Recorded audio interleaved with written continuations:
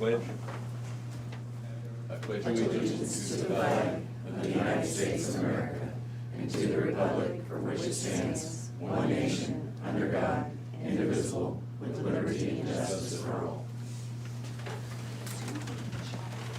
Good morning, Moines County Board of Supervisors, Tuesday, April 30th, 2024. Are there any changes to the tentative agenda?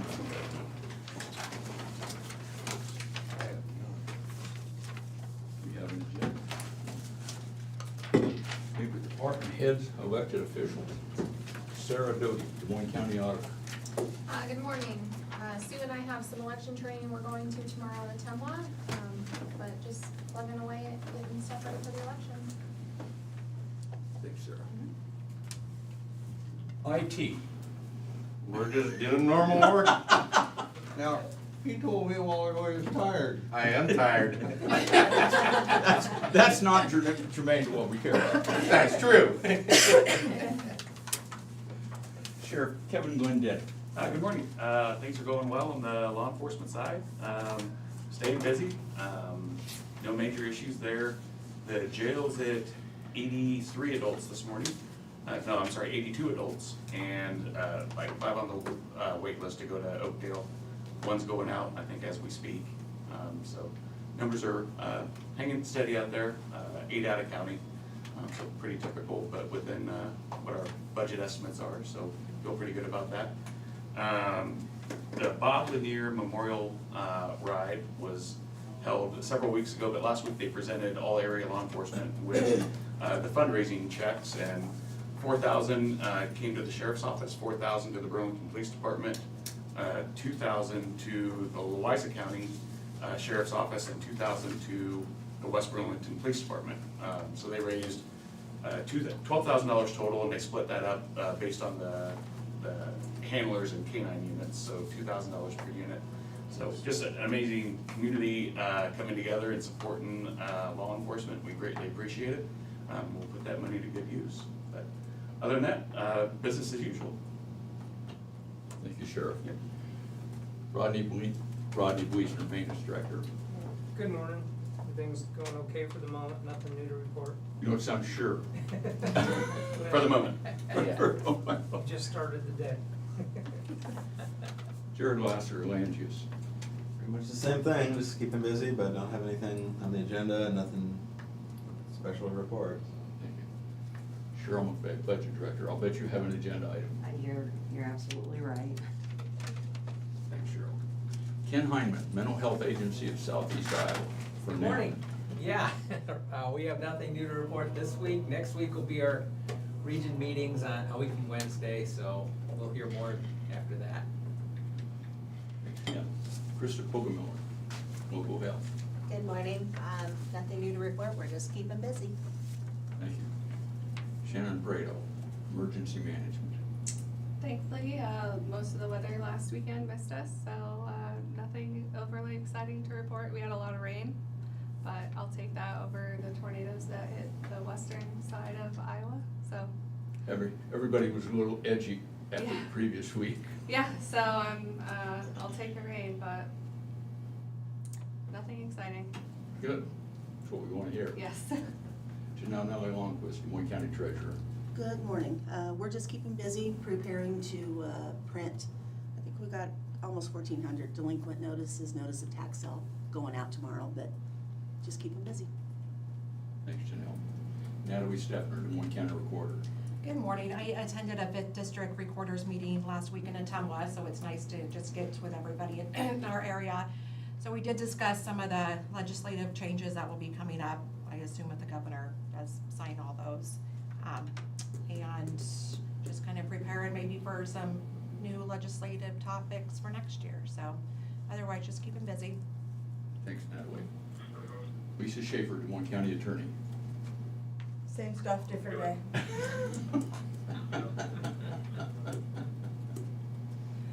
Thanks, Lisa. Brian Carter, Des Moines County Engineer. I'll get more detail, but I think that covers me too. Yeah, We don't get calls about the county engineer, I mean, about the county attorney very yeah. often.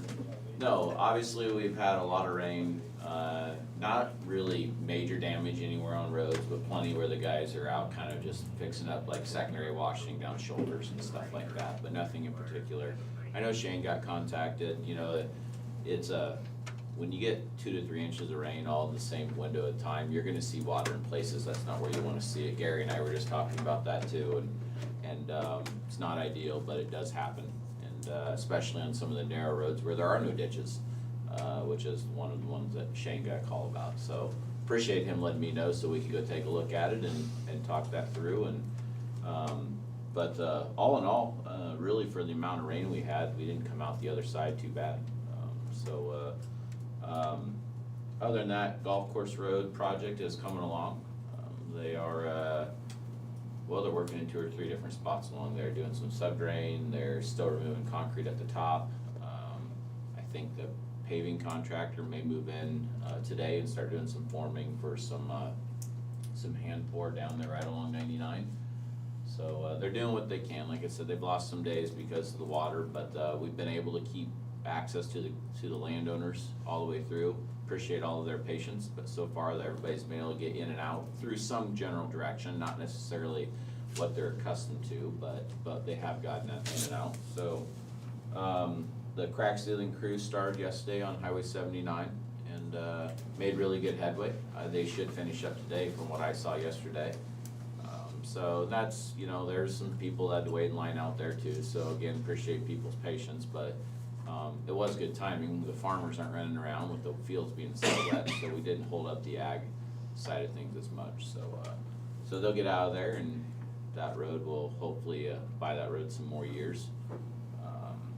And then today there's today or tomorrow there's a contractor that does culvert repair, either it be liners or doing some repairs on some cracks and stuff. They're gonna move in and start working on Highway 99, and we will have a crew ahead of them. We were on their radar, and they called and said, hey, could we come tomorrow, basically. So we adjusted and changed gears, because one of the things, we've identified 3 or 4 culverts along there that we have separations in them, so we're starting to see some dips in the asphalt, and we'd like to get those repaired before we put new asphalt on that road next year. So that's kind of the timing and the process of that, to get that all done this year, so that next year when we do that work, that we don't end up with that coming back through. So there is some work that's gonna start up on 99, so there'll be a few spots where there's some traffic control and possibly 1 lane periodically, and but otherwise, that's going on, in case you hear anything on there. And other than that, there's quite a bit more stuff going on than that, but those are the main topics. So if you guys get any questions, don't ever hesitate to send them our way, or just let me know. So, Thank you, Brian. yep. Let me see, buddy. Okay. Either of you gentlemen have any correspondence? I have none. I have none. We will proceed to discussion and vote. We need to have a public hearing to approve the fiscal 24-25 county budget.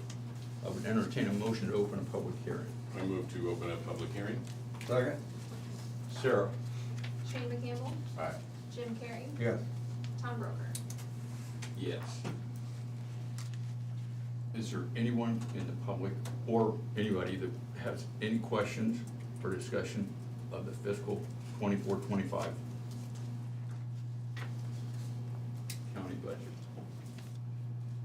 Did you receive any written or email communications? I have not received anything in the auditor's office.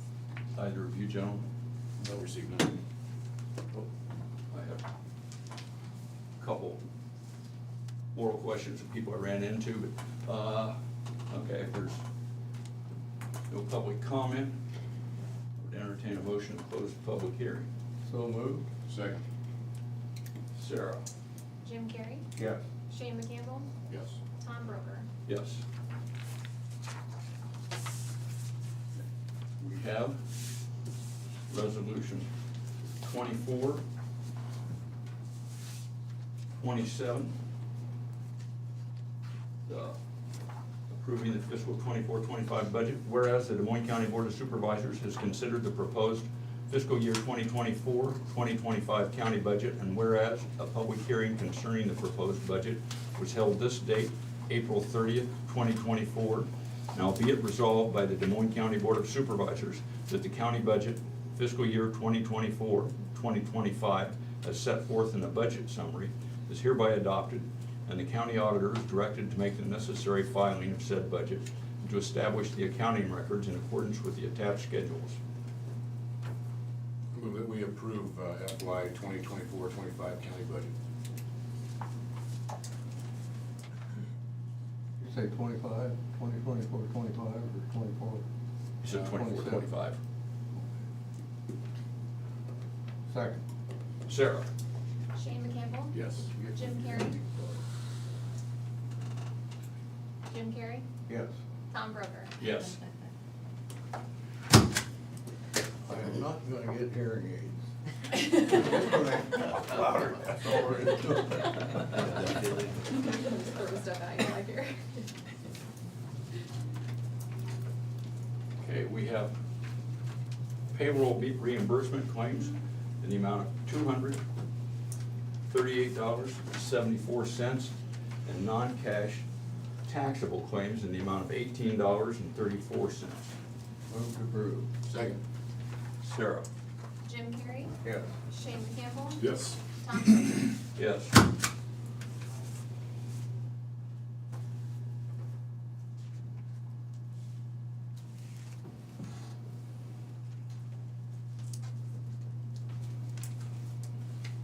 We have one personnel action for conservation. Angela Burnt, conservation intern, environmental education, a new hire. The rate is $15 an hour, effective May 15th. Move to approve. Second. Sarah? Jim Carrey? Yes. Shane McCampbell? Yes. Tom Broker? Yes.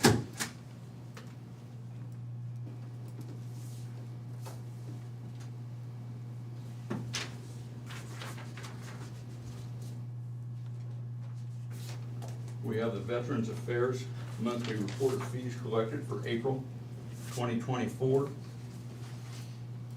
This report will be on file at the auditor's office and available for public review. At your convenience. We have minutes for the regular meeting of April 23rd, 2024. Motion to approve minutes. Second. Sarah? Shane McCampbell? Yes. Jim Carrey? Yes. Tom Broker? Yes.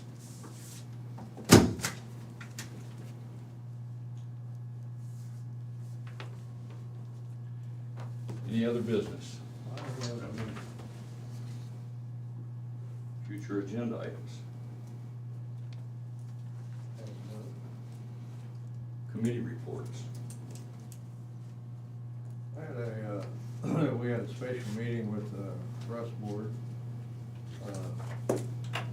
We hired a new gentleman to help out with the wastewater. So we're glad to have him on board, and I cannot think what his name is now. I had it wrote down, there's no grant, and I forgot it, but that's all the better now that we do contract Russ, so that gives us one more gentleman if somebody's out. We don't have to worry about going without. We had a decategorization board meeting. I hate that word. I have a hard time saying it, but anyways, we're just finishing up our budget process for this year, so. Okay. Attended the EFSP board, the Emergency Food and Shelter Program. Des Moines County's every year this year it was awarded about $17,000 in FEMA funds for emergency food and shelter programs. The board split it up and awarded $4,200 each to the Burlington Area Homeless Shelter, Transitions DMC, Community Action, and the Salvation Army. We had a Joint Safety Committee meeting and discussed the Emergency Management and Joint Safety Committee move to the old Conservation Office in the foreseeable future. I know Shannon's ready to move. And we had a public health construction meeting. And for those of you who haven't driven by or been inside, they've started concrete paving curbs last week. They're insulating the pipes inside. The brick should be finished sometime next week, end of next week. And the drywall installation started last week. That should be done in 4 to 5 weeks, so they are moving right along. So that's good news, and I know Krista's and her staff are excited to get in there, and we're still looking at early fall. That's all I have.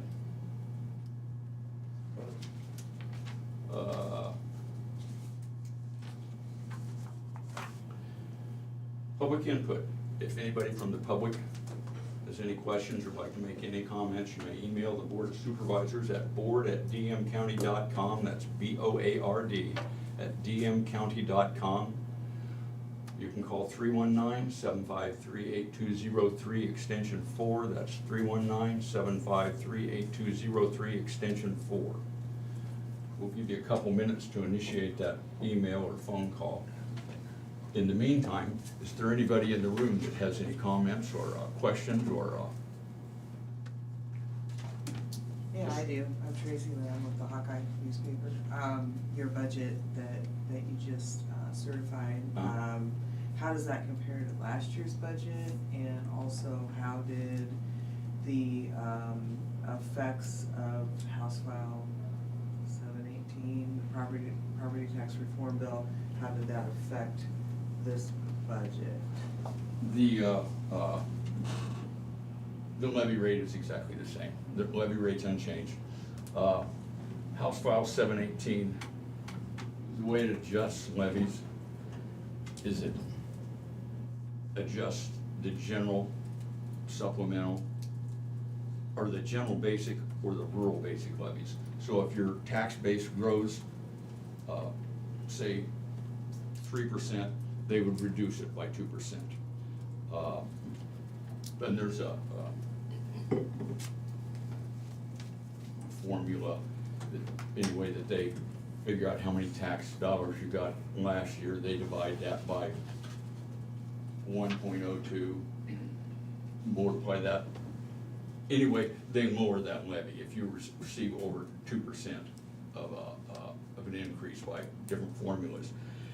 It reduced our general basic levy to about 353. It a number of the things that it removed from general basic, we had in general basic, because the reason we've been lowering tax rates over the year is we would take stuff out of general supplemental and we would put it in general basic, because the general basic levy had to be 350. If I talk too fast, I'm not the world's greatest communicator, as you're well aware. So, and we would move it in there because that rate had to be 350, or we couldn't have a general supplemental levy. General supplemental pays payroll taxes, it pays health insurance, it pays clerk of court costs, election costs, a number of things. But you have to have the general basic has to be at the maximum, or you can't have a general supplemental. That's the reason we would reduce levies, is we would take it off general supplemental, put it in general basic, because we could squeeze them in there and keep that at 350. When they announced they were gonna change, we increased our levy 360, because this has been discussed ad nauseum. We weren't sure how the hospital or anything would work out. We gave ourselves a little cushion last year, so we'll be okay. And so they reduced our maximum levy right now is the 353, so we had to levy that, or we couldn't have a general supplemental. Next year, they will look at it again. The same thing happened to rural basic. The state maximum levy is 395. We're at 361. Since that tax base actually went down, we could have raised that to 395, or a maximum of 395. created a little spreadsheet to look at and thought we're gonna be okay for the next 4 years because we did not wanna raise that, so we left that levy at 361 instead of raising it. So they will look at that each year and say, okay, your tax base went up, it went down by a certain percentage, and they will adjust the levy rates in those two levies. I know that's not really clear, and I apologize. It's okay. So there hasn't been any decision with the, case with the hospital? Has that not been decided yet? Has, to the best of my knowledge, it has not been decided. It's still with the district court. And like I said a couple of years ago, that was, when they added it, it was almost 10% of our tax base. If we'd have got an increase of 10% in our tax base, our levies would have gone down. Yeah. But, we're kind of between a rock and a hard place because we don't know what's gonna happen with that.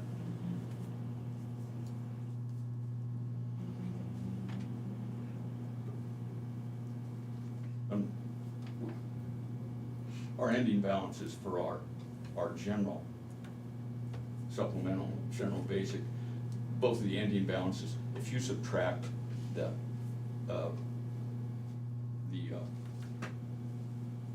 American Rescue Plan money that's in general basic and the tax, property tax that we will receive, that the state figures based on, including the full hospital value. If you take that out, those projected ending balances are less than 15%. So we've worked to keep it where it is.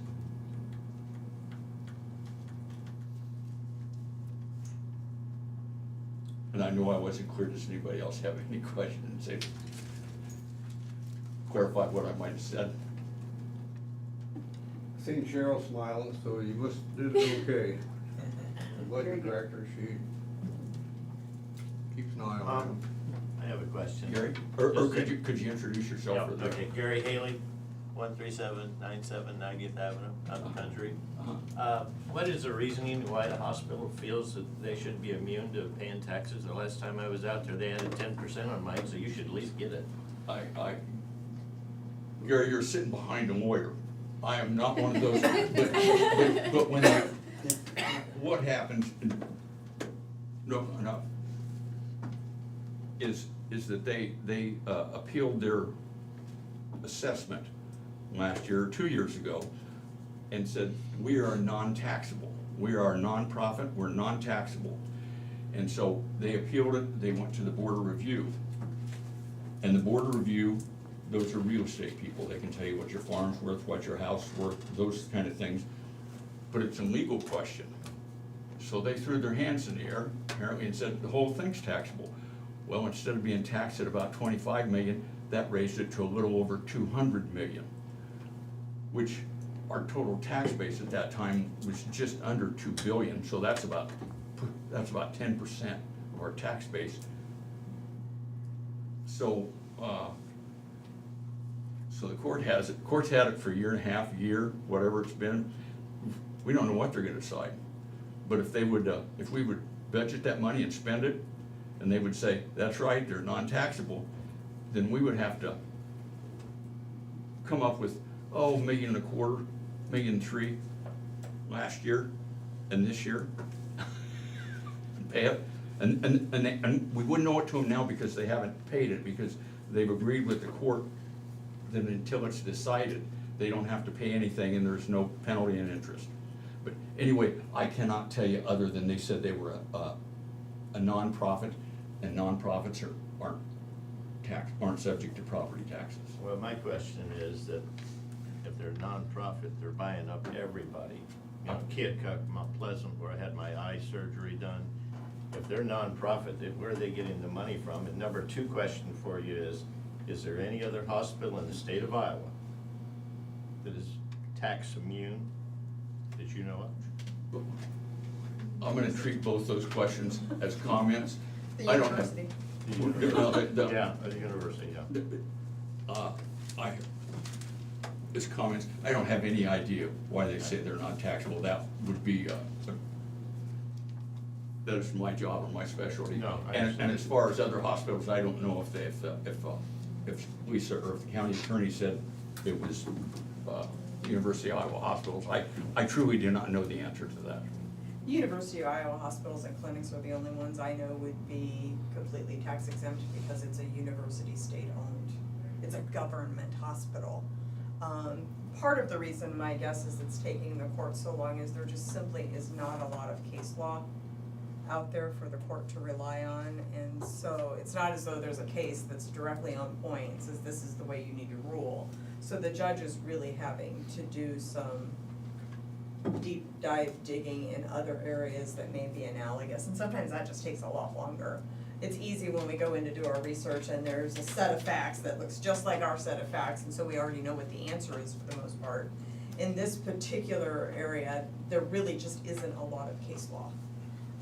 The case law that is out there, is my understanding from Trent, is actually dealing with a county-owned hospital.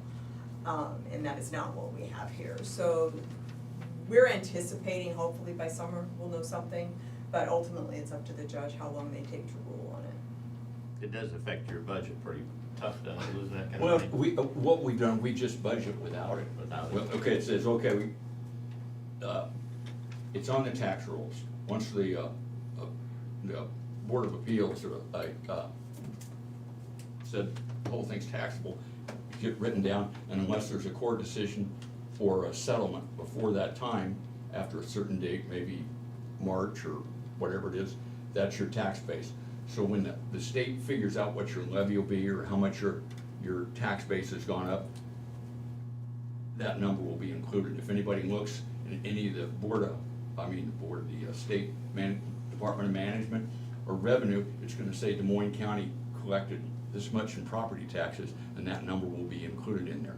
So what we do is we say, okay, if we're gonna collect X number of dollars, we're gonna subtract that $1.25–1.3 million from it. We aren't gonna get that, so we will make a budget out of what's left. Okay. And in other words, when we figure the tax rate, tax levy, it's just going to affect the dollars we know we're gonna get, and those are all the dollars we can spend. Hopefully you win. A county wins, I should say. So my next question then, it might be for Lisa, it might be for you. So right now, they've agreed to hold what they potentially may owe plus penalty and interest. Well, there wouldn't be any penalty. The way I understand it, they've agreed, so there won't be any. That's not gonna happen? Yeah. Okay.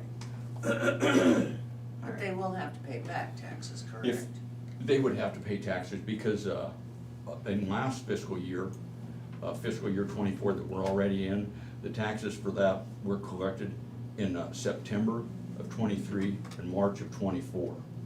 So if they were gonna pay taxes, they would owe whatever the taxes were that were due last September and March. And then for the budget we just certified, those taxes will be paid in September of 24 and March of 25.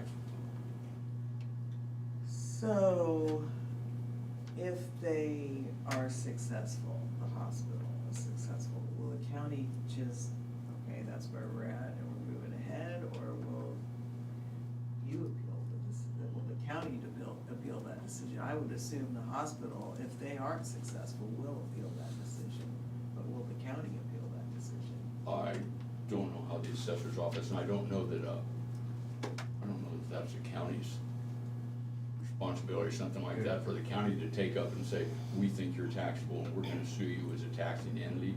I don't know whether that's a thing or not, but budget-wise, which is we would just keep figuring it in the next year. If it's not decided, we would not include it, or if it is decided, we would include it at whatever level it was taxed at. I don't know, I would defer to the county attorney, but I just don't, I'm not used to or familiar with any taxing entity suing somebody because you thought their assessment was too low or incorrect. Well, we won't know until we see a decision. I mean, we Yeah. just simply won't know. The county and the hospital both would have the ability to ask a higher court to review that decision, since it is a district court. It would go to the Supreme Court, who would decide whether they would hear it immediately or if they would bump it down to the Court of Appeals. As I mentioned earlier, there really isn't on-point case law. So my guess is actually the Supreme Court would probably take it if they were to take it at all. I agree that if the hospital were to lose, I'm guessing they would appeal. And that's something we would just have, and if we would lose, that's something we would just have to discuss. So, I don't like to put the cart before the horse. Yeah, and I'm just not familiar at all with any kind of a scenario like that, or I'm not sure I like the, but this is costing somebody something for this to The- make the- it through. the- I mean, the- is the the- county, what's your bill for this so far? whether, it's the assessor's office that pays that. Okay. It's the assessor's office that pays that. They've got, I believe they've got a line item for, council. Yes. And I know they pay your office so much Yeah, a year. we're on contract with the assessor's office. Is there a dollar amount to this so I far? couldn't tell you what it is right off the top of my head, but, and then one of our staff attorneys is handling the litigation. I do know there were some expert witnesses and that sort of thing that were hired, but that would have come out of the assessor's budget.